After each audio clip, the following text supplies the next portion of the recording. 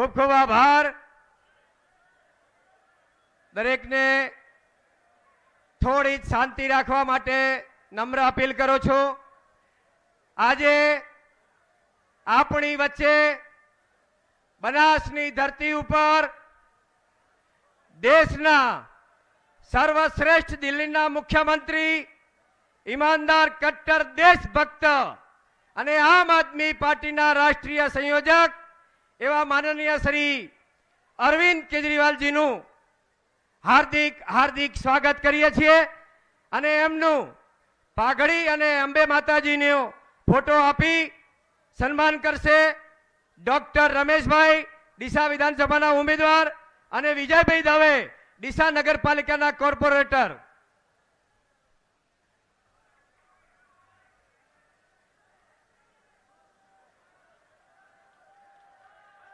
પાઘડી અને અંબે માતાજીના ફોટાથી સ્વાગત કરી રહ્યા છે ડોક્ટર રમેશભાઈ અને વિજયભાઈ દવે. ખૂબ ખૂબ આભાર, ધન્યવાદ. સાથે જ પંજાબની આન બાન શાન એવા પંજાબની જનતાના પ્રિય મુખ્યમંત્રી અને આજે જેમનો જન્મદિવસ છે એવા આદરણીય સન્માનીય સરદાર ભગવત માન સાહેબ, એમનું પણ હાર્દિક સ્વાગત છે. એમનું સ્વાગત તલવાર અને સાલથી ભેમાભાઈ ચૌધરી, દિયોદર વિધાનસભાના ઉમેદવાર, અને રમેશભાઈ નાભાણી, પ્રદેશ મંત્રી, સ્વાગત કરશે.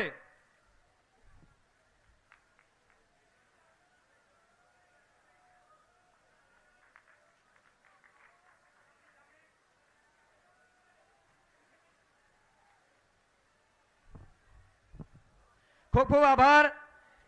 એવા જ ખેડૂતોના હૃદય સમ્રાટ, સ્પષ્ટ વક્તા, ગુજરાતના ટાઈગર અને રાષ્ટ્રીય જોઈન્ટ સેક્રેટરી શ્રી ઈસુદાનભાઈ ગઢવીનું સ્વાગત હળ અને શાલ આપીને ડોક્ટર રમેશભાઈ પટેલ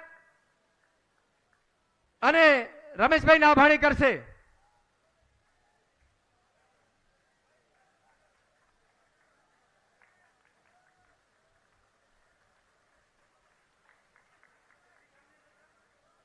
એવા જ બીજા યુવાનોના આદર્શ, ધડકન અને પ્રદેશ નેતા યુવરાજસિંહ જાડેજાનું સ્વાગત ગાય માતાની મૂર્તિ અને શાલ આપીને સ્વાગત કરશે રમેશભાઈ નાભાણી અને વિજયભાઈ દવે.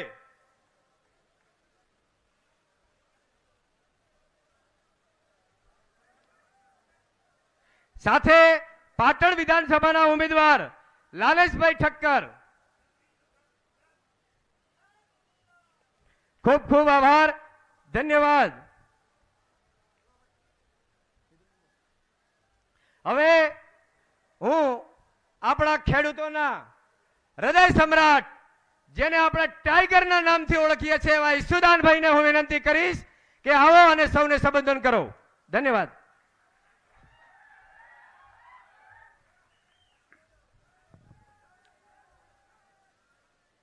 બે હાથ ઊંચા કરીને આપણે ભારત માતા કી જય બોલીશું. બોલો ભારત માતા કી જય. જવાન ઇન્કલાબ. મિત્રો, આજે બનાસની ડેરી પર, ધરતી પર દિલ્હીના મુખ્યમંત્રી અને ગુજરાત જેમને ગેરંટી તરીકે ઓળખે છે એવા માનનીય અરવિંદ કેજરીવાલજી, એવા જ જેમનો આજે જન્મદિવસ છે અને આપણા વચ્ચે મનાવ્યું છે જન્મદિવસ પંજાબમાંથી અહીંયા આવીને એવા માનનીય ભગવત માનજી, આપણા લોકલાડીલા બધા ઉમેદવારો, મંચસ્થ ઉપસ્થિત મહાનુભાવો, તમે બધાએ મોટા સંખ્યામાં આવી તડકા ધોમમાં ઉપસ્થિત ભાઈઓ અને બહેનો. મિત્રો, આજે મને ખબર છે તમે 1 વાગ્યાથી બેઠા છો. તમે જુઓ, અત્યારે કોમ્પિટિશન ચાલી રહી છે, ગામે ગામ ચર્ચા ચાલે છે. આમ આદમી પાર્ટીની સભામાં જવા માટે પડાપડી થાય છે અને પેલા સામેવાળાની સભામાંથી ભાગવાની પડાપડી થાય છે. એસટી બસો મૂકે તો એસટી માં માણસોને બેસાડે એટલે એસટી કંડક્ટર એમને સમજાવે કે ભાઈ તમે સભામાં જાઓ છો ભાજપની, તો કે હા, તો કે વાંધો નહીં, ત્યાંથી આવી અને ઝાડુ ઉપર બટન દબાવજો, કારણ કે મારા બાળકોનું ભલું આમ આદમી કરવાની છે.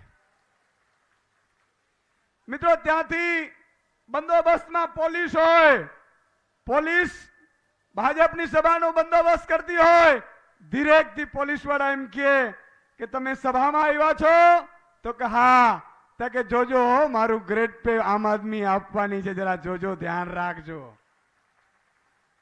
ત્યાંથી તલાટી આવે, લિસ્ટ બનાવે, એને ભીડ ભેગી કરવાનું ગેરંટી આપવાની આવી હોય, તલાટી ભીડ તો ભેગી કરે, પછી ધીરેકથી કે જાઓ છો સભામાં, તો કે હા, તો કે વાંધો નહીં, સભામાં જાઓ પણ મત આમ આદમીને આપજો, કારણ કે મારા બાળકોનું ઈ વિચારવાની છે. ત્યાંથી ખેડૂતો હોય, ખેડૂતોને એમ કે તમે દૂધ મંડળીમાં છો, તમારે આવવું પડે. ખેડૂતો પાઘડી વાળી એસટી બસમાં બેસીને જાય. કોઈ મીડિયા વાળા ખેડૂતને પૂછે કે તમે ભાજપની સભામાં આવ્યા છો, મત કોને આપશો, તો કે મત તો અમે ઝાડુને આપીશું, આમ આદમીને આપીશું. મિત્રો આનાથી પણ વધારે આંગણવાડી બહેનો છે, આશા વર્કર બહેનો છે, કર્મચારીઓ છે, સરકારી કર્મચારીઓ, જૂની પેન્શન યોજના, બધાએ આશા રાખીને બેઠા છે. વીસી હોય. મિત્રો એક વાત મારે આપને કહેવી છે, કારણ કે લાંબો સમય નથી કહેવું, હજી આપણા બે ધુરંધરો મહાનુભાવોને સાંભળવાના છે, પણ મારે બે વાત આપને કહેવી છે ને ખાસ સાંભળજો. આ એટલા માટે જરૂરી છે મિત્રો, આ છેલ્લી ટ્રેન છે. અત્યાર સુધી આપણે ભાજપને મત આપ્યું, કોંગ્રેસને આપ્યું, આપણું ભલું થયું ખરું? આપણું ભલું થયું? તમારા માટે હું ટીવીમાં અવાજ ઉઠાવતો હતો. કેટલા લોકોને ખબર છે હું અવાજ ઉઠાવતો હતો? વાહ. તો મિત્રો ત્યાં તો લક્ષ્મણ રેખા હતી, હવે તો ટાઈગર મેદાનમાં છે. કોઈના બાપની તાકાત નથી ભાજપ વાળાની કે મારા ખેડૂતોને પૂરતું પાણી આપતા રોકી શકે. કોઈ ભાજપ વાળાની તાકાત નથી, કોંગ્રેસ વાળાની તાકાત નથી મારા ખેડૂતોને પૂરતા ભાવ આપતા રોકી શકે. મિત્રો આ ચોમાસું ભાજપના રાજમાં છીએ, તમે એવી રીતે મતદાન કરજો ઝાડુને, આમ આદમીને, અરવિંદ કેજરીવાલજીને.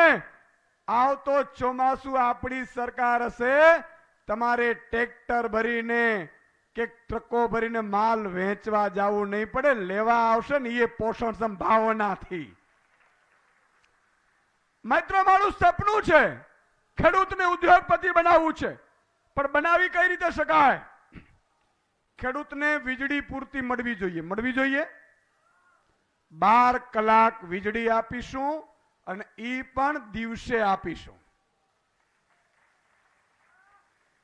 ખેડૂતને 1.5 વર્ષની અંદર, મને ખબર છે ઉત્તર ગુજરાતના ખેડૂતોને 1200 ફૂટ પાણી છે. ચિંતા કરવાની જરૂર નથી. તમારા માટે લડનારો ભાઈ હવે રાજનીતિમાં આવ્યો છે ને, બુચસિયાઓને કાઢવા માટે આવ્યો છે. 1.5 વર્ષની અંદર તમારા તમામ ખેતરો સુધી સિંચાઈનું પાણી પહોંચી જશે. જો 3 પાક આપણે લઈ શકીએ એવી વ્યવસ્થા ઊભી કરી દેશું, વીજળી પૂરતી મળશે અને પછી ભાવ મળે, પછી કાંઈ ઘટે? પછી કાંઈ ઘટે? નાની સબસિડીઓ ખેડૂતોને જોતી નથી. ખેડૂતોને પૂરતા ભાવ આપો અને પહેલા જ વર્ષે કપાસ, મગફળી, ઘઉં, ચણા અને ચોખા, આ 5 પાક તમે વાવજો. ટેકાના ભાવે સંપૂર્ણપણે ખરીદી કરવાની જવાબદારી આમ આદમી પાર્ટીની સરકારની રહેશે સાહેબ. અને શરૂઆત 5 પાકથી થશે. 5 વર્ષની અંદર તમારા તમામ ફસલ્સ આપણે લઈ લેશું.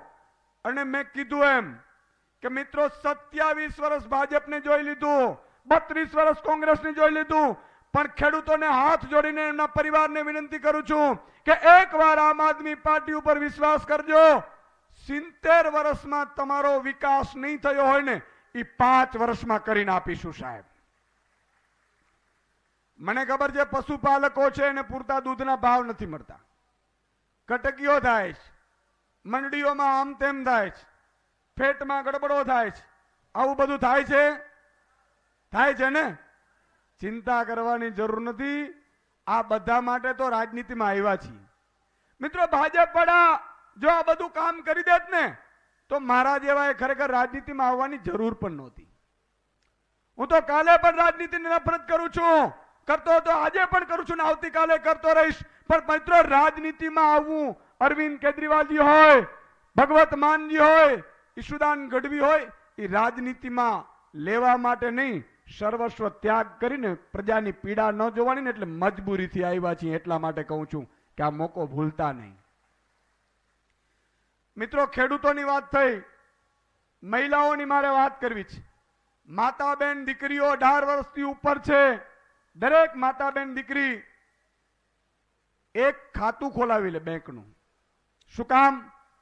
જો અરવિંદ કેજરીવાલજી શું વિચારે છે મિત્રો. અરવિંદજી એવું કીધું કે પીએસઆઈ દીકરી હોય, ડેપ્યુટી કલેક્ટર દીકરી હોય, કલેક્ટર દીકરી હોય, પણ માના ઘરે જાય, ગરીબ માના ઘરે, ત્યારે માના ઘરેથી જ્યારે પરત ફરે ને ત્યારે માને 50 રૂપિયા આપે ને દીકરીને વાલા લાગતા હોય છે.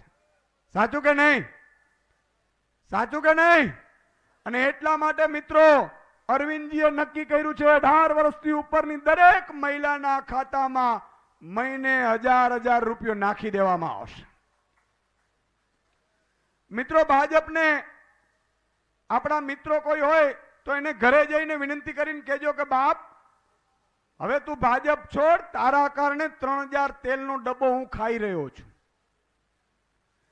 તારા કારણે 1100 રૂપિયા ગેસનો સિલિન્ડર છે.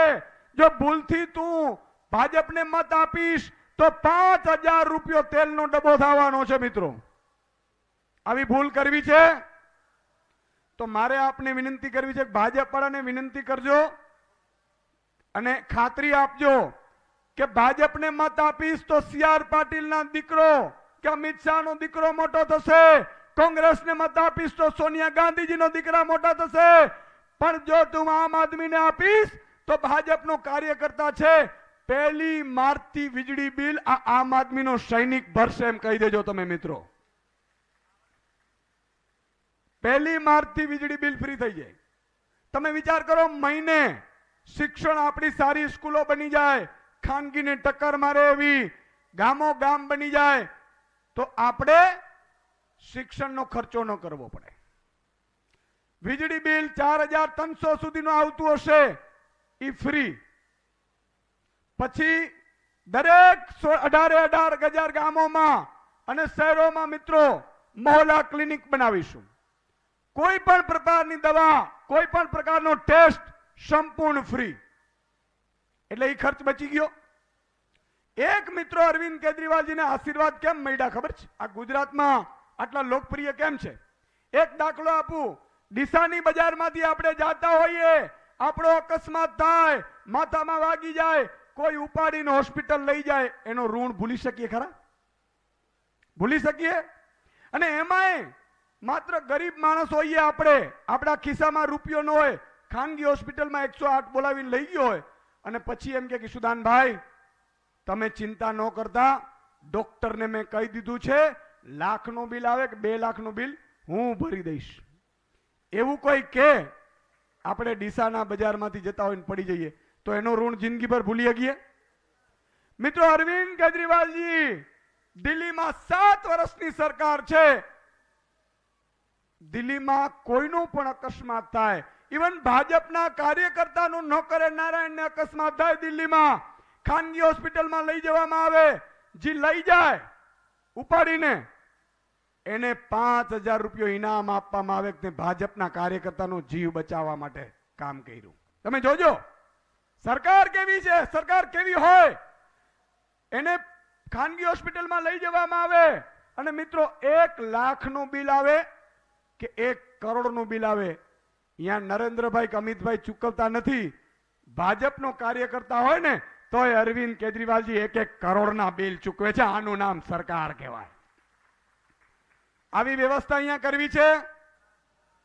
કોઈ પણ જગ્યાએ ગુજરાતમાં અકસ્માત થાય, ખાનગી હોસ્પિટલમાં લઈ જવામાં આવે અને 1 કરોડ રૂપિયા સુધીનું બિલ મિત્રો આમ આદમીની સરકાર આવશે ને તો ચૂકવી દેશે. તમારે ચિંતા કરવાની જરૂર નથી.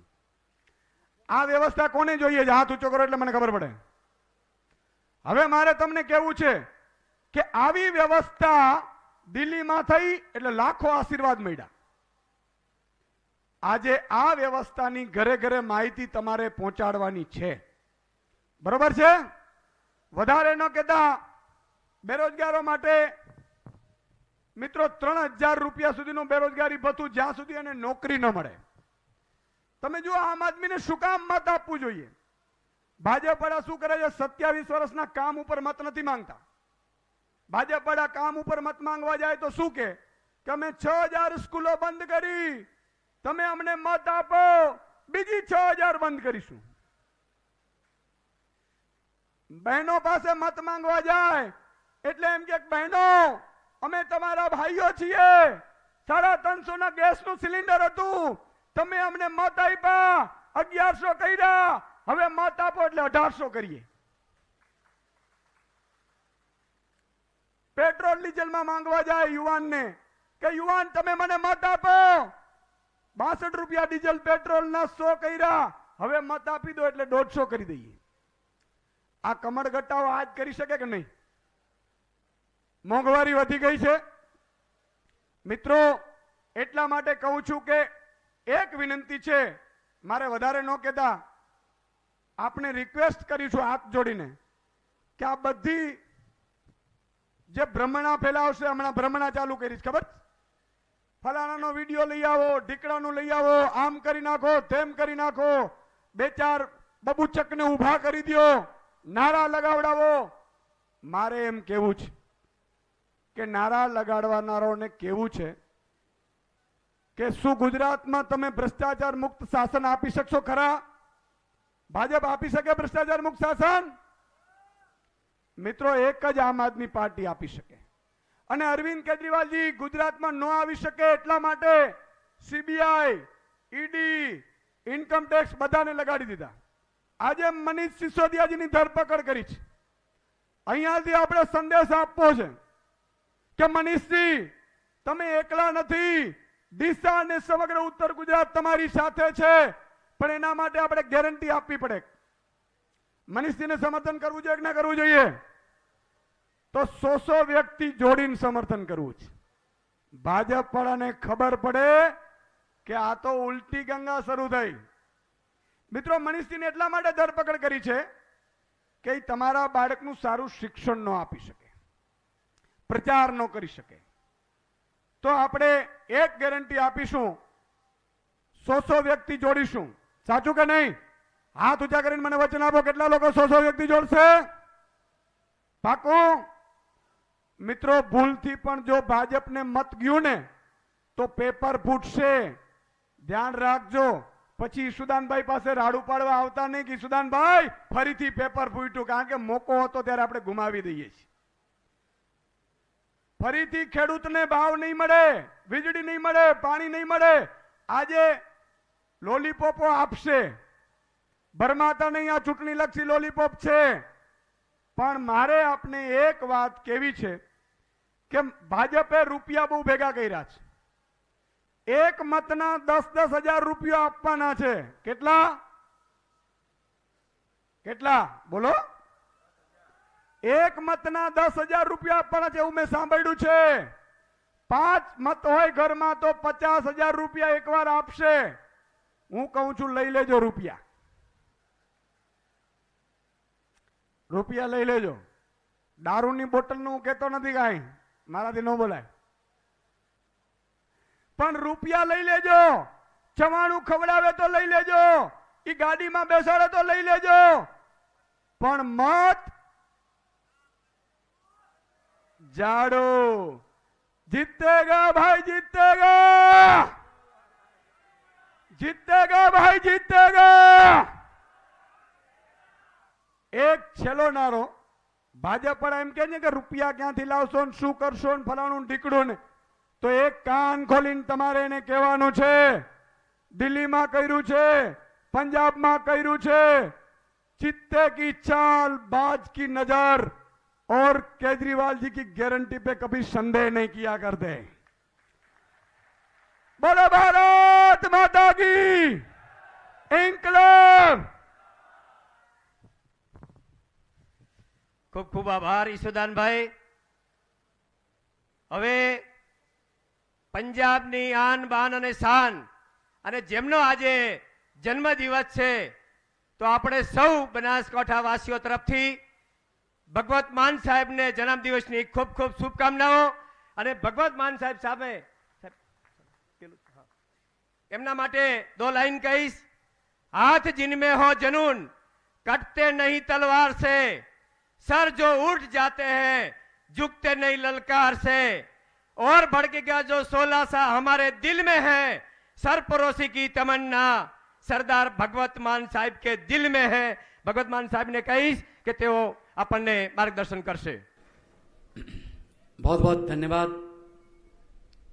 दीसा इलाके के भारी संख्या में अपने बच्चों के उज्जवल भविष्य के लिए, रोजगार के लिए, बुजुर्गों के इलाज के लिए और गुजरात की तरक्की के लिए एक एक कदम आप चल के आए। हमारे सर माथे पर सबको मेरा प्रणाम, नमस्कार, सत श्री अकाल। अरविंद केजरीवाल जी बैठे हैं जिन्होंने देश की राजनीति की दशा और दिशा बदल दी।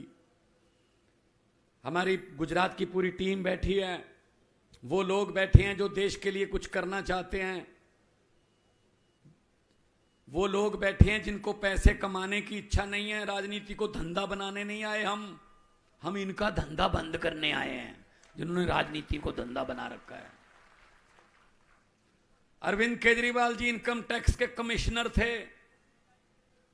हिसार जिले में हरियाणा में फर्स्ट आए थे, एक ही स्टूडेंट आया था जो चुना गया था पूरे जिले से।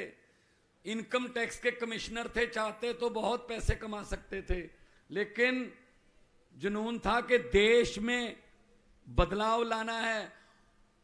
इस्तीफा देकर उसी दफ्तर के बाहर कुर्सी लगाकर बैठ गए। अंदर कोई रिश्वत मांगे तो मुझे बताना। तो ये जुनून है। तो गुजरात में आंधी चल रही है, तूफान चल रहे हैं। हम जूनागढ़ गए, हम खेड़ ब्रह्मा गए, हम सुरेंद्र नगर गए, हम ऊंझा गए, आपके पास आए, वडोदरा गए, अहमदाबाद गए। जहां जाते हैं लोग यही कहते हैं, भाई हमारा इनसे पीछा छुड़वा दो। हमने कहा जी हमने नहीं छुड़वाना पीछा, आपने है। 27 साल हो गए, कमाल है। हर साल पेड़ भी पत्ते बदल लेता है। अब गुजरात वालों तुम तो बदलो कुछ, बदलाओ। नई आंधी, नया तूफान, नए विचार, नया खून। आम घरों के बेटे बेटियों को लाओ। इनके बेटे बेटियां चेयरमैन बनते हैं, एमएलए बनते हैं, मंत्री बनते हैं। हमारे बेटे बेटियां सिर्फ जिंदाबाद मुर्दाबाद के नारे लगाने के लिए रखे हुए हैं। क्यों भाई हमारे बेटे बेटियां क्यों नहीं बन सकते विधायक? हमारे बच्चे क्यों नहीं बन सकते चेयरमैन? क्या कुर्सी पे बैठना नहीं आता उनको? इनको बोल देना बीजेपी वालों को कि अरविंद केजरीवाल और भगवंत मान आए थे दिशा में, ये बोल के गए हैं कि इनके बेटे बेटियों के बिस्तरे गोल कर दो, आम लोगों के बेटे बेटियां आ रहे हैं।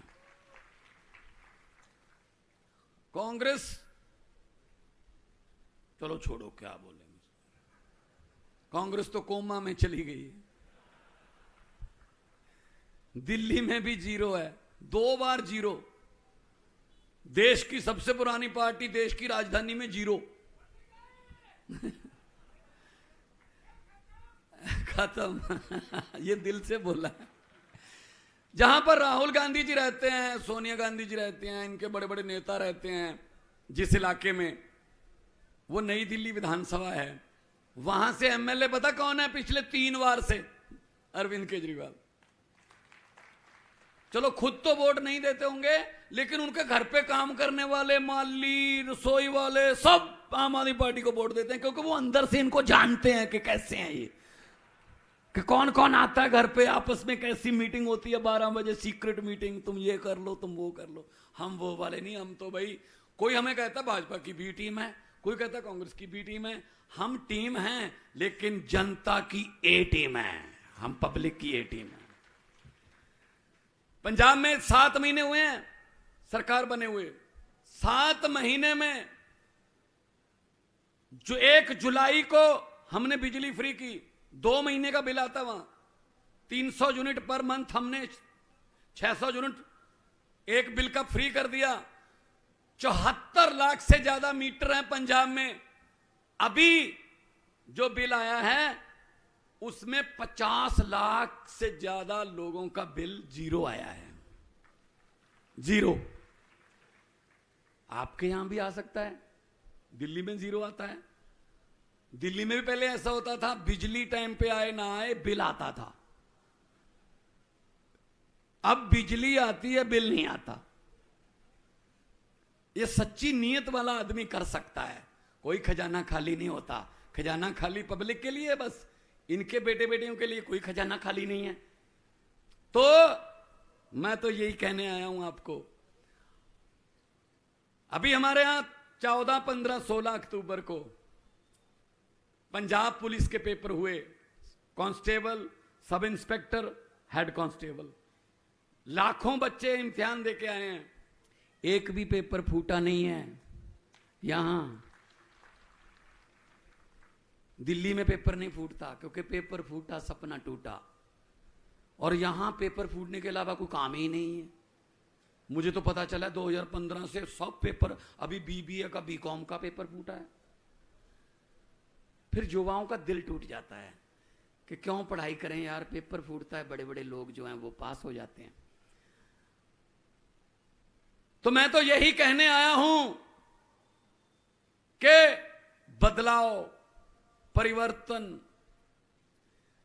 मुझे एक युवा मिला, मैंने कहा गुजरात वालों को क्या चाहिए? कहता जी चेंज। मैंने कहा जी चेंज कौन है? कहता जी आम आदमी पार्टी। मैंने कहा कांग्रेस चेंज नहीं है? कहते नहीं जी कांग्रेस चेंज नहीं, कांग्रेस तो एक्सचेंज है। वो तो किसी के 4 काम हो गए इधर से खरीद लो, किसी के 5 काम हो गए इधर चले गए। वो तो मतलब विधायक बेचने वाली कंपनी बन चुकी है। गोवा में बिक गए, महाराष्ट्र में बिक गए, कर्नाटका में बिक गए। तो वोट खराब मत करना। बिकने का मतलब है वो आपके वोट की कीमत डाल रहे हैं, वोट की। और वोट की कोई कीमत नहीं होती। ये शहीदों ने, भगत सिंह, राजगुरु, सुखदेव, चंद्रशेखर आजाद जैसे शहीदों ने जवानी में फांसी के रस्से चूम कर हमको वोट देने का अधिकार लेके दिया है। इसको बेकार मत करना, बेकार मत करना। और शहीद भगत सिंह, उनको कभी भी ये चिंता नहीं थी आजादी आएगी या नहीं आएगी। उनको पक्का पता था आजादी आएगी, लेकिन उनको चिंता थी आजादी के बाद देश कौन से हाथों में जाएगा। वो चिंता सही साबित हुई। देख लो 75 साल हो गए, अंग्रेज अभी शर्मिंदा हैं कि हमारे बुजुर्ग 200 साल में उतना नहीं लूट सके हिंदुस्तान को जितना इन्होंने लूट लिया खुद। ये 500 करोड़ का घोटाला, ये 5000 करोड़ का घोटाला, इतने बड़े बड़े घोटाले कि लोगों के भी दिमाग ऊपर उठा दिए। 5-7 करोड़ के घोटाले की तो हम भी खबर नहीं पड़ते, कोई छोटा मोटा चोर होगा, बड़ी बात कर यार, इतना पैसा खा गए ये। मैं तो जब से होश संभाला है, सुबह 9 बजे 15 अगस्त को लाल किले से भाषण सुनता आ रहा हूं। भाई साहब वही भाषण, अफसरों का लिखा लिखाया, रटा रटाया, बेरोजगारी पे चिंता व्यक्त, आतंकवाद पे थोड़ी ज्यादा चिंता व्यक्त, महंगाई पे बहुत ज्यादा चिंता व्यक्त। कहते जी नमस्कार, ये था 15 अगस्त। अरे मेरे देश के वारिसों, अब तो लाल किले के कबूतरों को भी भाषण याद हो गए होंगे। अगर हमारी किस्मत नहीं बदल सकते, कम से कम भाषण तो बदल लो। भाषण भी वही चल रहा है, क्यों बदलें, अपने आप बारी आ जाती है। तो आओ इनको ही बदल डालें हम, इनको बदल डालो। एक बटन दबाकर जो क्रांति आ रही है, एक बटन दबाकर झाड़ू वाला। पंजाब में क्रांति आई, दिल्ली में क्रांति शुरू हुई। पहले हम ये कहते थे कि ये 8 साल पुरानी पार्टी है, 2 राज्यों में सरकार है, 10 राज्यसभा के मेंबर हैं। अब एक लड़के ने मेरे साथ फोटो करवाई, उसने ऐसे कर लिया। मैंने कहा ये क्या है? कहते ये गुजरात है। कहते 3 हो जाएंगे अब। तो ये तो फिर आपका फैसला है, जनता का फैसला है। वोट डालने जाओगे, वोट डालकर ये सोच लेना कि आज बच्चों की किस्मत चमका के आए हैं झाड़ू वाला बटन दबा के, वरना 27 साल हो गए, 5 और चले जाएंगे, क्या करोगे? तो पंजाब से बहुत से लोग आते हैं यहां, आप उनसे पूछ लेना। दिल्ली में आपके दोस्त मित्र रहते होंगे, उनसे पूछ लेना। हम जो कहते हैं वो करते हैं, हम जो कर नहीं सकते वो कहते नहीं हैं। 15 लाख आ गया आपके खाते में, हर खाते में आना था, नहीं आया। पंजाब में भी नहीं आया। 15 लाख की बात छोड़ो, जो हमारे घर में 2-4 हजार रुपया पड़ा था खर्चे वर्चे के लिए, नोटबंदी करके वो भी ले गए निकाल के। भाई साहब, लाइन में कौन लगा? गरीब लगा ना लाइन में, दिहाड़ी छोड़ के। किसान लाइन में खड़ा था, गरीब रिक्शे वाला खड़ा था। और सबसे बड़ी जो पीड़ित हैं, सबसे पीड़ित कौन है नोटबंदी की? महिलाएं, माएं, बहनें। मां बहनों को ना एक अच्छी आदत होती है, आदत अच्छी है वो, कि वो कई बार अपने पति को बताए बिना कुछ पैसे अलग रख लेती हैं कि इमरजेंसी में काम आ जाएंगे, कभी कोई बच्चे की फीस या कोई आधी रात को कोई बीमारी आ गई, हॉस्पिटल जाना पड़ेगा, रख लेती हैं ऐसे बताए बिना बताए हस्बैंड को, पति को। अब भाई साहब रातों रात नोट बदल दिए। सुबह ना बता सकती हैं ना छुपा सकती हैं। बताती हैं तो झगड़ा होता है, पति कहता कहां से आए ये पैसे। नहीं बताती तो कागज बन जाएंगे, बैंक खुद जा नहीं सकती। मैंने जब पंजाब में एक जनसभा में बोल दिया, तो मैं जब गाड़ी में बैठने लगा, माएं बहनें आई, मेरे सर पे हाथ रख के आशीर्वाद दिया और कहा बेटा ये नोटबंदी वाली बात बिल्कुल सच्ची है, माइके से बदलवा के लाई हैं। ये हालत है। क्या नोटबंदी से आतंकवाद खत्म हो गया? नोटबंदी से क्या भ्रष्टाचार खत्म हो गया? सब वही चल रहा है। तो आओ इकट्ठे होके झाड़ू। मुझे पत्रकारों ने पूछा आपने आंधी कैसे रोक दी? मैंने कहा कौन सी आंधी? बीजेपी की। दिल्ली और पंजाब में आंधी कैसे रोक दी? मैंने कहा बीजेपी का चुनाव चिन्ह क्या है? बोले कमल। मैंने कमल कहां उगता है? कहता कीचड़ में। मैंने कहा हमारा चुनाव चिन्ह क्या है? बोले झाड़ू। मैंने कहा झाड़ू क्या करता है? कहता कीचड़ की सफाई। मैंने कहा हमने झाड़ू से कीचड़ की सफाई कर दी, कमल उगे ही नहीं दिल्ली और पंजाब में। अभी कल ही आप इनका हालत देख लो। कांग्रेस का एक मंत्री था, घोटाले करता था खूब, 5 साल उसने घोटाले किए। हमने उस पर उसका नाम अभी जांच में डाला था कि इसकी जांच करो, तो बीजेपी में चला गया। बीजेपी में चला गया तो लेकिन हमने कहा जी इसका मतलब ये नहीं है कि बीजेपी में चले गए तो साफ हो गए। बीजेपी कोई कपड़े धोने वाली मशीन नहीं है कि दाग धो देगी, तो ये तो होगी। कल क्या किया? 1 करोड़ रुपया लेके, 1 करोड़ की बात कर ली, 50 लाख रुपया लेके विजिलेंस के पास आ गया कि मेरा नाम इसमें से निकाल दो। भाई साहब जो 1 करोड़ रुपया नाम निकालने का दे रहा है, कितने करोड़ खाए होंगे उसने? तो विजिलेंस ने वहीं पकड़ लिया, भाई साहब आज जेल में है वो। ये है ईमानदारी। कितने खाए होंगे उन्होंने? तो मैं तो यही कहता हूं, जहां भी जाता हूं, ये आएंगे जैसे ईशुदान भाई बोल रहे थे, पैसा बहुत है इनके पास लूटा हुआ, आएंगे आपके पास। अभी आपके दिन थोड़े आने वाले हैं, अभी आपको हाथ जोड़ने वाले हैं, ये आएंगे पैसे लेके। मेरी हाथ जोड़ के बेनती है दिशा वालों, अगर ये पैसे लेकर आए आपके पास, मना मत करना, लक्ष्मी है, आने दो, अपनी ही है।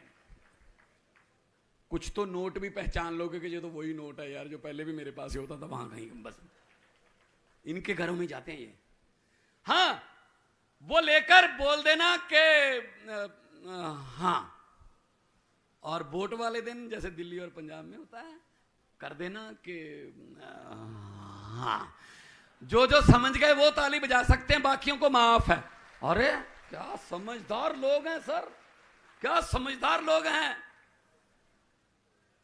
भ्रष्टाचारियों को बोल देना, जो पैसे इकट्ठे करते हैं उनको बोल देना कि जितने मर्जी इकट्ठे कर लो पैसे हीरे मोती, मगर ख्याल इतना रखना कि कफन पे जेब नहीं होती, सब कुछ यहीं रह जाता है। गरीबों की बद्दुआएं मत लो, गरीबों की बद्दुआएं मत लो। तो दोनों हाथ ऊपर उठाकर दो नारे लगाएंगे। भगत सिंह जी नारा लगाते थे इनकलाब जिंदाबाद का, इनकलाब आजादी, इनकलाब बदलाव, वो ये भ्रष्टाचार से बदलाव, ये माफिया राज से बदलाव। तो उनकी आत्मा को भी थोड़ा सुकून मिलेगा कि हैं कुछ अभी जो जिन्होंने इनकलाब जिंदाबाद अभी छोड़ा नहीं है। दोनों हाथ ऊपर उठाकर इनकलाब, थोड़ा सा और ये टीवी में जाएगा, इनकलाब, भारत माता की वंदे, जय जवान, जय जवान, बोले सो निहाल। बहुत बहुत धन्यवाद, आपने इतना प्यार सत्कार से मुझे सुना। बहुत बहुत तरक्की हो, तंदुरुस्ती हो। खूब खूब आभार सरदार भगवत માન સાહેબનો કે ખૂબ સરસ એમને આપણને માર્ગદર્શન આપ્યું। હવે આપણા દેશને આઝાદ થયાને 75 વર્ષ પૂરા થયા છે અને દેશને ડોક્ટર બાબા સાહેબ આંબેડકરજીએ જે બંધારણ બનાવીને આપ્યું છે, ડોક્ટર બાબા સાહેબનું સપનું હતું, ભગતસિંહનું પણ એક સપનું હતું કે દરેકને સારામાં સારી મફત શિક્ષણની વ્યવસ્થા મળવી જોઈએ, દરેકને સારામાં સારી આરોગ્યની સુવિધા મળવી જોઈએ, દરેકને સારા રોડ રસ્તા લાઇટ અને પાણી મળવું જોઈએ। એ ડોક્ટર બાબા સાહેબ અને ભગતસિંહનું સપનું માનનીય અરવિંદ કેજરીવાલજીના સાનિધ્યમાં પૂરું થવા જઈ રહ્યું છે। ત્યારે હું બે શબ્દો કહીશ। केजरीवाल जी क्यों गुजरात आना पड़ा है? निराशा में आशा का दीप जलाने आए हैं, सुन पड़े है उदास मन में शोर मचाने आए हैं, क्यों डरी हुई है जिंदगी ये तुझे बचाने आए हैं। अरविंद केजरीवाल जी ने कही कि तेओ संबोधन करे। सब लोग आई लव यू टू।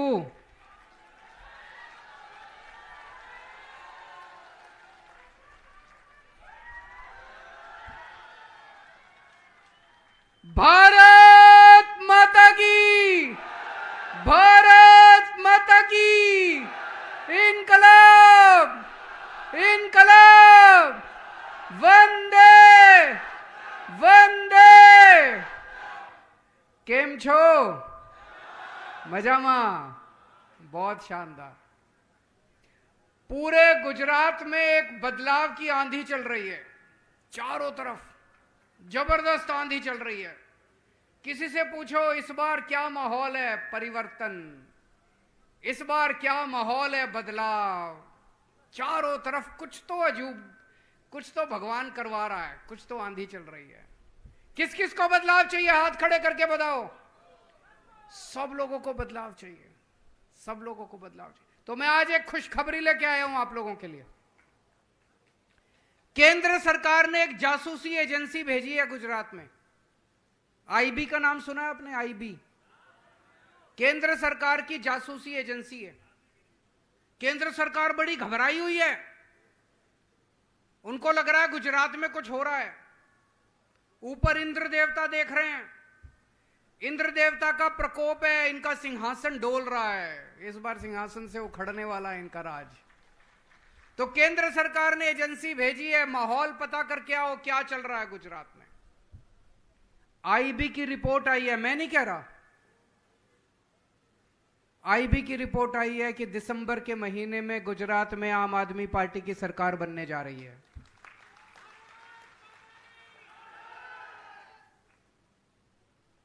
पर उसमें यह भी लिखा है रिपोर्ट में, सरकार तो बन रही है अभी, लेकिन बड़ी किनारे पे है, मार्जिन पे। 90-92 सीट आ रही है, 90-92। एक बार जोर का धक्का मार दो सारे जने मिलके। 1.5 महीना बचा है, 1.25 महीना, 50 दिन बचे हैं। जोर का धक्का मार दो सारे जने मिलके, 150 से कम सीट नहीं आनी चाहिए। 150 सीट आएगी तो स्थिर सरकार बनेगी, पक्की सरकार बनेगी। सारे काम करेंगे जो काम 70 साल में नहीं हुए, जो काम 27 साल में नहीं हुए, सारे काम करेंगे। स्कूल बनवाएंगे, अस्पताल बनवाएंगे, बिजली मुफ्त करेंगे, रोजगार देंगे बच्चों को, सारे काम करेंगे। एक बार 150 सीट दे के देखो, भाजपा को जिंदगी भर भूल जाओगे आप लोग। तो सरकार तो बन रही है। 8 दिसंबर को नतीजे आएंगे, 15 दिसंबर को सरकार बनेगी। सबसे पहला काम क्या करना है? भ्रष्टाचार खत्म करना है कि नहीं करना है? भ्रष्टाचार इतना हो गया, गुजरात में लूट लिया इन लोगों ने। इतनी जमीन खरीद ली, इतनी कोठियां बना ली, इतनी प्रॉपर्टी बना ली अपने नाम पे, अपने बच्चों के नाम पे। जो बच्चे पैदा नहीं हुए उनके नाम पे भी इन्होंने जमीन खरीद ली। सारा पैसा स्विस बैंकों में ले गए, विदेशों में ले गए। कहते हैं गुजरात सरकार घाटे में चल रही है। अरे घाटे में कैसे चल रही है यार? हमारी दिल्ली सरकार तो घाटे में नहीं चल रही है, हमारी तो ईमानदार सरकार है, हमारी तो फायदे में चल रही है। गुजरात कैसे घाटे में चल रहा है? 2.5 लाख करोड़ रुपए खर्च करते हैं ये हर साल बजट में। 2.5 लाख करोड़, 2.5 लाख करोड़ बहुत होता है, बहुत। मैं आपसे पूछना चाहता हूं, 27 साल में आपके गांव में एक भी सड़क बनी? बताओ जरा, बनी कोई सड़क? कोई स्कूल खुला? कोई अस्पताल बनाया? कोई दवा का इंतजाम करा? कहां गया इतना पैसा? खा गए। एक एमएलए के बारे में मेरे को बताया किसी ने, चुनाव के पहले उसके पास 4 एकड़ जमीन थी, 5 साल में उसके पास 1000 एकड़ जमीन हो गई। 1000 एकड़। दोस्तों, सरकार बनेगी, जितना पैसा, एक एक पैसे का हिसाब लेगा गुजरात। जितना पैसा इन्होंने लूटा है, जितना खा गए, इनके पेट में हाथ डाल के निकलवा लेंगे सारा पैसा इनका। सारा एक एक लूटा हुआ पैसा वापस लेंगे। भ्रष्टाचार मुक्त शासन देंगे गुजरात को। पहली बार भ्रष्टाचार मुक्त शासन होगा। गुजरात का एक एक पैसा, सरकार का एक एक पैसा गुजरात के लोगों के भले के ऊपर, आपके बच्चों के ऊपर खर्च होगा। कोई मंत्री चोरी नहीं करेगा, कोई एमएलए चोरी नहीं करेगा, मुख्यमंत्री चोरी नहीं करेगा, और अगर चोरी करेगा तो जेल जाएगा। हमारे वाला भी चोरी करेगा तो जेल जाएगा। अपने वाले को भी नहीं बख्शेंगे, किसी को नहीं बख्शेंगे। कट्टर ईमानदार पार्टी है हमारी। अभी अभी भगवंत मान साहब ने पंजाब में अपने हेल्थ मिनिस्टर को जेल भेजा है। कभी सुना था अपने मिनिस्टर को जेल भेजते हुए? कट्टर ईमानदार पार्टी है, अपने को भी नहीं बख्शेंगे। हमारा बेटा भी अगर गलत काम करेगा, हमारा भाई भी गलत काम करेगा, छोड़ेंगे नहीं उसे। भ्रष्टाचार मुक्त शासन देंगे। अभी आप दफ्तर जाते हो, जाति प्रमाण पत्र बनवाने, बिजली का कनेक्शन लेने, कुछ भी काम कराने पैसे देने पड़ते हैं। देने पड़ते हैं कि नहीं देने पड़ते? कोई पैसे 15 दिसंबर के बाद कोई पैसे नहीं देने। पंजाब में सारा काम लोगों का बिना रिश्वत के होता है। दिल्ली में सारा काम लोगों का बिना रिश्वत के होता है। गुजरात में 15 दिसंबर के बाद रिश्वत खत्म, भ्रष्टाचार खत्म। जो पैसे मांगेगा, कोई हिम्मत करेगा पैसे मांगने की, वो जेल जाएगा। भ्रष्टाचार खत्म होगा तो खूब पैसा बचेगा। फिर गुजरात सरकार घाटे में नहीं होगी, खूब पैसा होगा, खूब पैसा होगा। उस पैसे से क्या करेंगे? सबसे पहला काम करेंगे, आपकी बिजली मुफ्त कर देंगे। होनी चाहिए कि नहीं होनी चाहिए? 1 मार्च से पूरे गुजरात के लोगों की बिजली मुफ्त, 0 बिजली का बिल आएगा। पहले दिल्ली में जीरो बिजली का बिल आता था, अब पंजाब में भी जीरो बिजली का। जीरो मतलब जीरो, उसमें जीरो लिखा होता है, कितने पैसे देने हैं जीरो। तो हमने पंजाब में, दिल्ली में पुराने सारे बिल माफ कर दिए। किसी का 70,000 का बकाया था, किसी का सारा पुराना माफ कर दिया। मौजूदा बिजली फ्री कर दी, लोगों के जीरो बिजली के बिल आते हैं। 24 घंटे बिजली आती है, 24 घंटे बिजली, जीरो बिजली का बिल। यह दुनिया में पहली बार हुआ है, 24 घंटे बिजली। चमत्कार है ये, चमत्कार, मैजिक। और ये चमत्कार केवल केजरीवाल को करना आता है। ऊपर वाले ने मुझे आशीर्वाद दिया है, ऊपर वाले ने मेरे को वरदान दिया है, केवल केजरीवाल कर सकता है ये चमत्कार। ना कांग्रेस कर सकती, ना बीजेपी कर सकती, कोई पार्टी नहीं कर सकती।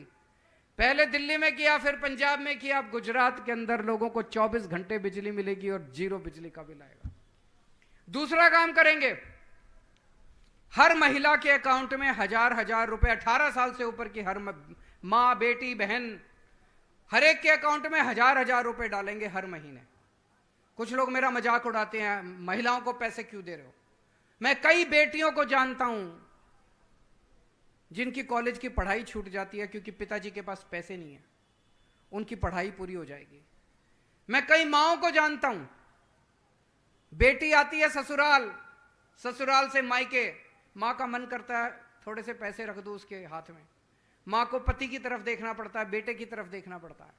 अब उसको देखना नहीं पड़ेगा, अब मां कमरे में जाएगी, केजरीवाल ने जो 1,000 रुपए दिया वो निकाल के लाएगी और अपनी बेटी के हाथ में रख देगी। अगर किसी घर में 2 महिलाएं हैं 18 साल से ऊपर, हर एक को 1,000 अलग मिलेंगे, 2,000। किसी के घर में 3 महिलाएं हैं, हर एक को अलग अलग मिलेंगे, 3,000 रुपए मिलेंगे। मैं अपनी सारी मां, बहन, बेटियों को कहना चाहता हूं, हमें तुम्हारे चिंता करवानी जरूरी नहीं। તમારો ભાઈ આવી ગયો છે। दिल्ली में हमने शानदार स्कूल बना दिए। एक आदमी क्या चाहता है, मेरे बच्चे अच्छे पढ़ जाएं। गरीब से गरीब आदमी चाहता है मेरे बच्चे अच्छे पढ़ जाएं। जरूरत पड़ती है आदमी एक टाइम की रोटी कम खा लेता है, लेकिन चाहता है मेरे बच्चे अच्छे पढ़ जाएं। बच्चे अच्छे पढ़ गए तो माँ बाप का नाम रोशन करते हैं, गरीबी दूर करते हैं। दिल्ली में हमने शानदार स्कूल बनाए हैं, सबको पता है हमारे स्कूलों के बारे में। वहां पे अमीरों के बच्चे भी पढ़ते हैं, गरीबों के बच्चे भी पढ़ते हैं। दिल्ली में मजदूरों के बच्चे इंजीनियर बन रहे हैं, रिक्शे वाले का बच्चा डॉक्टर बन रहा है, वकील बन रहे हैं। गरीबों के बच्चे शानदार, उनको शिक्षा मिल रही है। गुजरात का भी मैंने पूरा प्लान बनाया, गांव गांव के अंदर शानदार स्कूल बनाएंगे आपके लिए। पूरे गुजरात के अंदर शानदार स्कूल बनाएंगे, आप बाकी सब भूल जाओ। आपके बच्चों को अच्छी शिक्षा देने की जिम्मेदारी मेरी है। दिल्ली में हमने शानदार अस्पताल बनाए हैं, मोहल्ला क्लिनिक खोले हैं और सबका इलाज मुफ्त कर दिया हमने। आपको छोटा सा बुखार है, आप मोहल्ला क्लिनिक में जाओ, आपको फ्री इलाज मिलता है, डॉक्टर फ्री, दवाइयां फ्री, टेस्ट फ्री। बड़े बड़े अस्पताल खोल दिए। अगर कैंसर हो जाए, 10 लाख रुपए का भी खर्चा है, तो वो 10 लाख सारा फ्री, अमीरों के लिए भी, गरीबों के लिए भी। गुजरात के लिए हमने प्लान बनाया है, 20,000 मोहल्ला क्लिनिक खोलेंगे, गांव गांव के अंदर मोहल्ला क्लिनिक खोलेंगे, बड़े बड़े अस्पताल बनाएंगे और 6.5 करोड़ गुजराती, हर गुजराती का पूरा इलाज मुफ्त होगा। चाहे छोटी बीमारी हो, चाहे बड़ी, भगवान ना करे बीमारी हो, लेकिन अगर बीमारी हुई तो आपके घर के बीमार आदमी की जिम्मेदारी मेरी है, पूरा इलाज मुफ्त होगा। मेरे को राजनीति करनी नहीं आती, मेरे को भ्रष्टाचार करना नहीं आता, मेरे को गुंडागर्दी करनी नहीं आती, मेरे को गाली गलौज करना नहीं आता। मैं पढ़ा लिखा आदमी हूं, ईमानदार आदमी हूं, देशभक्त आदमी हूं। अगर आपको राजनीति चाहिए, इनके पास चले जाना, इनको वोट दे देना। गुंडागर्दी चाहिए, भ्रष्टाचार चाहिए, गाली गलौज चाहिए, इनके पास चले जाना। अगर आपको अपने बच्चों के लिए स्कूल बनाने हैं, मेरे पास आ जाना, मेरे को स्कूल बनाने आते हैं। अगर आपको अपने परिवार के लोगों का इलाज कराना है, मुफ्त इलाज कराना है, अच्छा इलाज कराना है, मेरे पास आ जाना, मेरे को अस्पताल बनाने आते हैं। इंजीनियर हूं, मेरे को सड़कें बनानी आती हैं, सड़कें बना दूंगा आपकी। मेरे को गुंडागर्दी नहीं आती। दिल्ली में इतने बच्चों का हमने भविष्य बना दिया, गरीबों के बच्चों का। आज उनकी दुआएं मिलती हैं हमको। इतने लोगों का फ्री में इलाज करा दिया, आज उनकी दुआएं मिलती हैं हमको। उन्हीं की दुआओं की वजह से आज आम आदमी पार्टी पूरे देश में बढ़ती जा रही है। अभी अभी एक सर्वे, एक रिपोर्ट आई है केंद्र सरकार की। रिपोर्ट में लिखा है पूरे देश में सबसे ज्यादा महंगाई गुजरात में है। मैं नहीं कह रहा, केंद्र सरकार की रिपोर्ट है। सबसे ज्यादा महंगाई गुजरात में है और पूरे देश में सबसे कम महंगाई दिल्ली में है। और गुजरात में दिल्ली से डबल महंगाई है। मतलब अगर कोई चीज दिल्ली में 100 रुपए की बिकती है तो गुजरात में 200 रुपए की बिकती है। क्यों? क्योंकि गुजरात में भ्रष्टाचार इतना ज्यादा है। दिल्ली में 100 रुपए की चीज गुजरात में 200 रुपए की बिकती है। इनको उखाड़ के फेंक दो, ईमानदार सरकार ले आओ। दिल्ली में जो 100 रुपए की चीज बिकती है, गुजरात में भी 100 रुपए की बिकनी चालू हो जाएगी। ईमानदार सरकार लेके आओ। अभी अभी मैं देख रहा था, जब से चुनाव आ रहे हैं, 1 महीने से इनके बड़े बड़े नेता आ रहे हैं दिल्ली से आके यहां पे। अभी पिछले महीने इनके नेता ने आके 30,000 करोड़ का पैकेज दिया है गुजरात को। 30,000 करोड़ का दिया कि नहीं दिया? 30,000 करोड़। आपको क्या मिला उसमें? किसी का कुछ फायदा हुआ? देखो भाई, मेरे पास 30,000 करोड़ का पैकेज नहीं है देने को।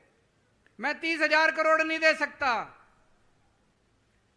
पर मैं हर महीने हर परिवार के 30,000 रुपए की बचत करा सकता हूं। आपकी बिजली फ्री कर दूंगा, आपकी महिलाओं को 1,000 रुपए दे दूंगा, आपके बच्चों को अच्छी शिक्षा दे दूंगा, मुफ्त में शिक्षा दे दूंगा, आपके परिवार का सारा इलाज मुफ्त करा दूंगा। 30,000 रुपए की बचत करा सकता हूं हर परिवार को। आपका फायदा करा सकता हूं, आपके जो महंगाई हो रही है उससे थोड़ी सी राहत दिला सकता हूं। मेरे पास 30,000 करोड़ नहीं है। इतनी बेरोजगारी हो रही है, इतनी बेरोजगारी हो रही है। कौन कौन बेरोजगार है? जरा हाथ खड़े करें। इतनी बेरोजगारी है। मैं देख रहा था इन लोगों का, एक नेता, एक टीवी वाले ने पूछा कि इतनी बेरोजगारी है, आप इनको रोजगार क्यों नहीं देते? वो नेता पता है क्या कहता है? कहता है ये निकम्मे हैं, काम नहीं करना चाहते, काबिल नहीं है, रोजगार देने के लायक नहीं है। मेरे को बड़ा आश्चर्य हुआ। खुल के गालियां दे रहा है लोगों को।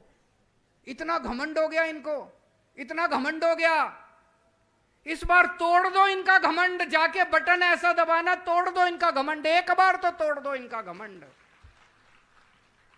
मैं आपको रोजगार दूंगा, मैंने इंतजाम किया है सारा। मेरे को रोजगार देना आता है। दिल्ली में 12 लाख बच्चों को मैंने रोजगार दिया है। भगवंत मान ने अभी 20,000 सरकारी नौकरियां दी हैं। हमें रोजगार देना आता है। हम आपके बच्चों को रोजगार देंगे। और जब तक रोजगार नहीं मिलता, आपके बच्चों को 3-3 हजार रुपए महीना बेरोजगारी भत्ता मिलेगा। और 10 लाख सरकारी नौकरियां और निकालेंगे नई। कई लोग मेरे से पूछते हैं ये टीवी वाले कहां से आएगी? मैं इतने स्कूल बनवाऊंगा, इतने अस्पताल बनवाऊंगा, मोहल्ला क्लिनिक खोलेंगे, उसमें नई नई सरकारी भर्तियां होंगी, इतनी सरकारी भर्तियां होंगी। कम से कम 10 लाख सरकारी नौकरियां निकलेंगी दोस्तों। अभी कल मैं थोड़े दिन पहले बड़ौदा गया था। वहां पे 10-15 लड़के मेरे को देख के चिल्लाने लग गए, मोदी मोदी मोदी। मैं उनको कहना चाहता हूं, बेटा जिसका नारा लगाना है लगाओ, मेरे को कोई दिक्कत नहीं है, मैं तुमको मना नहीं करूंगा। लेकिन एक बात देख लेना, तुमको रोजगार तो केजरीवाल ही देगा। तुम्हारे घर की बिजली भी मुफ्त तो केजरीवाल ही करेगा। तुम्हारे बच्चों का भी स्कूल का इंतजाम केजरीवाल ही करेगा और कोई नहीं करने वाला। फिर मैंने उन लड़कों को बुलाया। मैंने कहा 27 साल हो गए, इन्होंने क्या दिया तुमको? क्यों नारे लगा रहे हो? कहता है जिन्होंने पैसे दिए थे नारे इसलिए लगा रहे हैं, वोट तो आपको ही देंगे।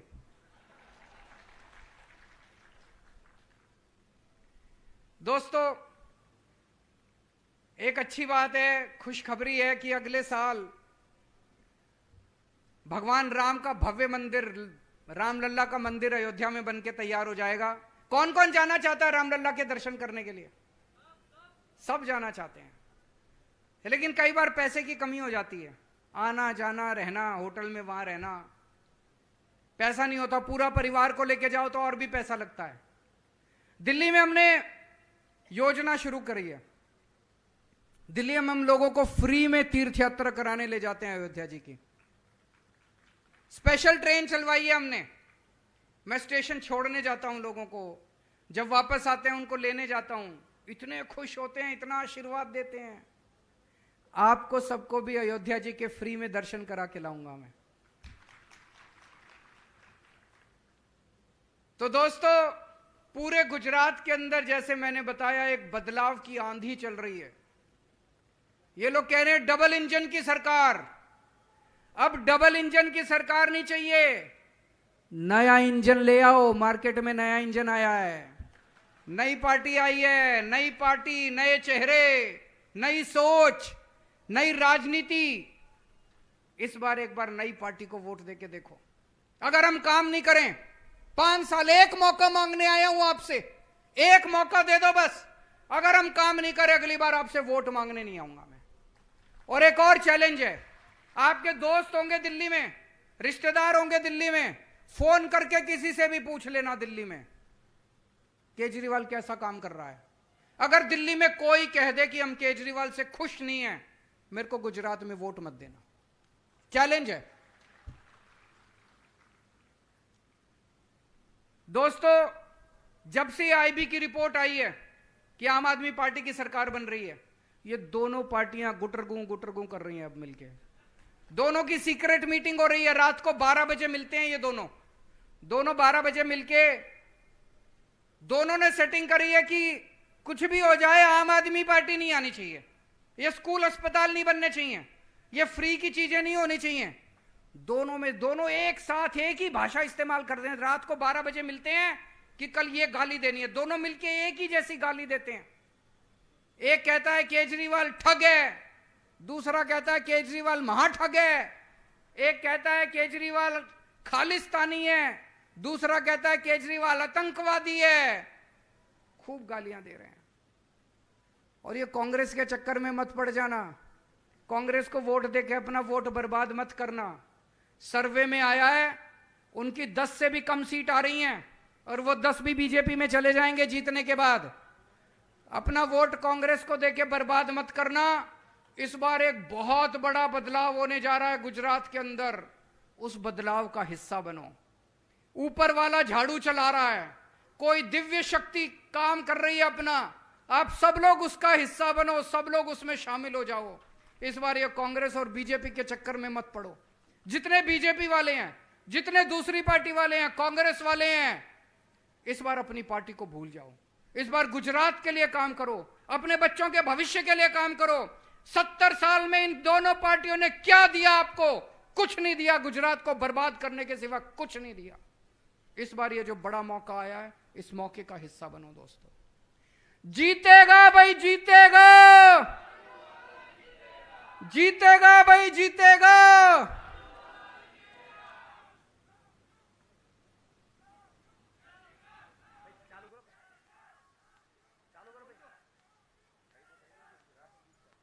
હવે રાષ્ટ્રગીત આપણે ચાલુ કરીએ છીએ। રાષ્ટ્રગીત માટે બધા વખતે अधिनायक जय हे भारत भाग्य विधाता, पंजाब सिंध गुजरात मराठा द्राविड़ उत्कल बंग, विंध्य हिमाचल यमुना गंगा, उज्ज्वल जलधि तरंग। तव शुभ नामे जागे, तव शुभ